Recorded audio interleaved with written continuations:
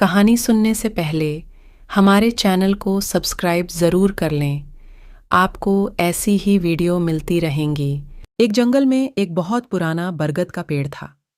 उस पेड़ पर घोंसला बनाकर एक कौवा कौवी का जोड़ा रहता था। उसी पेड़ के खोखले तने में कहीं से आकर एक दुष्ट सर्प रहने लगा। हर वर्ष मौसम आने पर कौवी घोंसले में अंडे देती और दुष्ट सर्प मौका पाकर उनके घोंसले में जाकर अंडे खा जाता। एक बार जब कौवा और कौवी जल्दी भोजन पाकर शीघ्र ही लौट आए तो उन्होंने उस दुष्ट सर्प को अपने घोंसले में रखे अंडों पर झपटते देखा। अंडे खाकर सर्प चला गया। कौवे ने कौवी को ढाढ़स बंधाया, प्रिय, हिम्मत रखो, अब हमें शत्रु का पता चल गया है, कुछ उपाय भी सोच लेंगे। कौवे ने काफी सोचा विचारा और पहले वाले घोंसले को छोड़ उसे काफी ऊपर टहनी पर घोंसला बनाया और कौवी से कहा, यहां हमारे अंडे सुरक्षित रहेंगे। हमारा घोंसला पेड़ की चोटी के किनारे निकट है और ऊपर आसमान में चील मंडराती रहती हैं। चील सांप की बैरी हैं।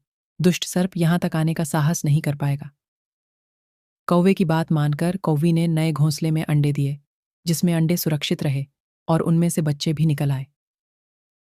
उधर सर्प उनका घोंसला खाली देखकर यह समझा कि उसके डर से कौवा कौवी शायद वहां से चले गए हैं, पर दुष्ट सर्प टोह लेता रहता था। उसने देखा कि कौवा कौवी उसी पेड़ से उड़ते हैं और लौटते भी वहीं हैं। उसे यह समझते देर नहीं लगी कि उन्होंने नया घोंसला उसी पेड़ पर ऊपर बना रखा है। एक दिन सर्प खोह से निकला और उसने कौओं का नया घोंसला खोज लिया।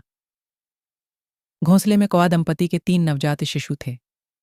दुष्ट सर्प उन्हें एक एक करके घपाघप निगल गया और अपने खोह में लौटकर डकारें लेने लगा। कौवा कौवी लौटे तो घोंसला खाली पाकर सन्न रह गए। घोंसले में हुई टूट फूट नन्हे कौओं के कोमल पंख बिखरे देखकर वह सारा माजरा समझ गए। कौवी की छाती तो दुख से फटने लगी। कौवी बिलक उठी, तो क्या हर वर्ष मेरे बच्चे सांप का भोजन बनते रहेंगे? कौवा बोला, नहीं। ये माना कि हमारे सामने विकट समस्या है, पर यहां से भागना ही उसका हल नहीं है।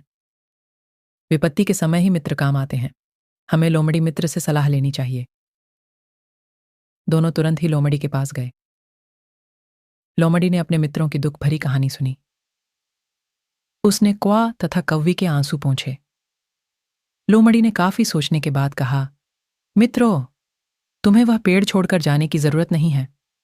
मेरे दिमाग में एक तरकीब है जिससे उस दुष्ट सर्प से छुटकारा पाया जा सकता है। लोमड़ी ने अपने चतुर दिमाग में आई तरकीब बताई। लोमड़ी की तरकीब सुनकर कौवा कौवी खुशी से उछल पड़े।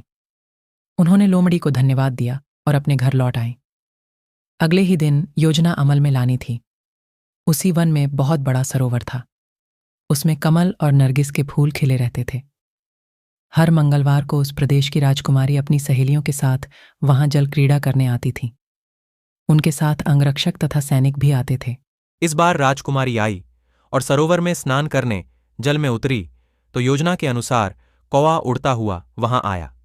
उसने सरोवर तट पर राजकुमारी तथा उसकी सहेलियों द्वारा उतार कर रखे गए कपड़ों व आभूषणों पर नजर डाली।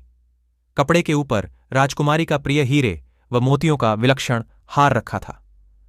कौवी ने राजकुमारी तथा सहेलियों का ध्यान अपनी ओर आकर्षित करने के लिए कांव कांव का शोर मचाया। जब सबकी नजर उसकी ओर घूमी तो कौवा राजकुमारी का हार चोंच में दबाकर ऊपर उड़ गया। सभी सहेलियां चीखीं, देखो देखो, वह राजकुमारी का हार उठाकर ले जा रहा है। सैनिकों ने ऊपर देखा तो सचमुच एक कौवा हार लेकर धीरे धीरे उड़ता जा रहा था। सैनिक उसी दिशा में दौड़ने लगे। कौवा सैनिकों को अपने पीछे लगाकर धीरे धीरे उड़ता हुआ उसी पेड़ की ओर ले आया।